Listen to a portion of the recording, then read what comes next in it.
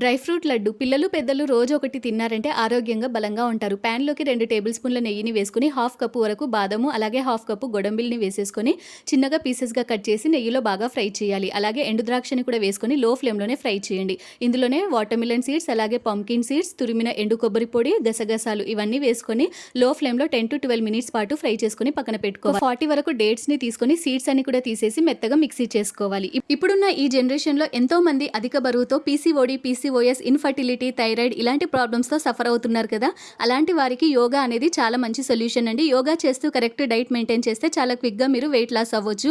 Yoga therapist and functional nutritionist అయిన శిరీష రెడ్డి గారు ఫ్రీగా యోగా క్లాసెస్ కండక్ట్ చేస్తున్నారు.